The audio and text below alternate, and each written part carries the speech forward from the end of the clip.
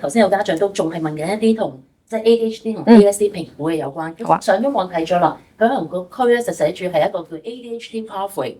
就咁究竟同 CAMS 做緊嘅嘢有咩唔同咧？因為有家長聽過就係、咦佢 GP 話要去兒科喎，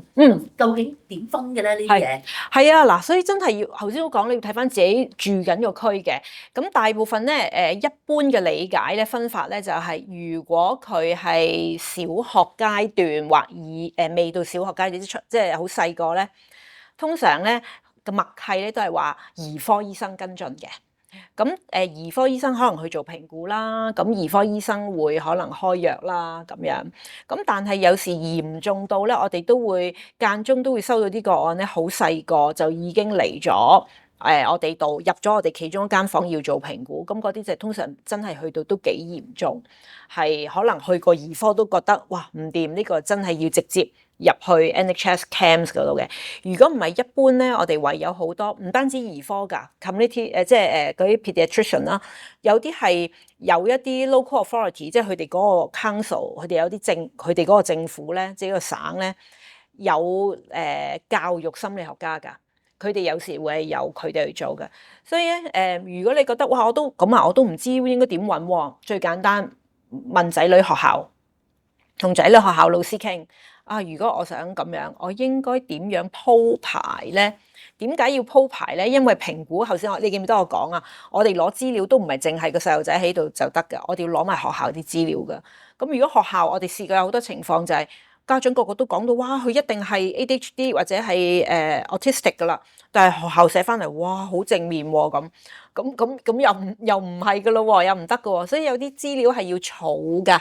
啲 data 有問題，返緊學嘅一定要提早同老師溝通。今年唔得唔緊要，你哋講嘅嘢已經入咗佢哋嘅 record 㗎啦。佢哋會儲下，慢慢佢哋有一個位，佢哋覺得要幫你 step up 啦 ，escalate 啦，佢哋就會做嘢㗎啦。呢度咩都跟指引㗎嘛，係咪 step care model 嘛？由最底慢慢升級，一路升上去做嘅。係即係有家長問嘅就係、無論係佢哋話俾我哋聽，你個香港報告好齊全啦，我接受。又或者我喺英國做完個評估啦，其實對一啲 ADHD 或者 ASD 嘅小朋友，其實喺 NHS 嘅 system 入邊有啲咩支援俾佢？因為有啲家長提到嘅就係、咦，佢叫佢揾翻 NGO 喎，揾翻學校喎，咁其實係點嘅咧？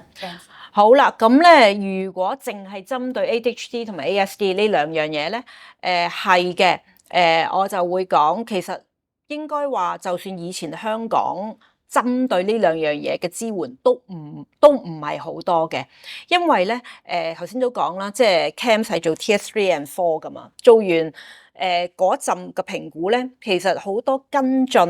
嘅一啲訓練，因為 ADHD 唔係一啲可以冇嘅嘢嚟㗎嘛，佢係一個狀態，你係要持續要有支援，持續可能要有訓練，同埋家長要學㗎嘛。嗰啲嘢係要係出翻社區嘅，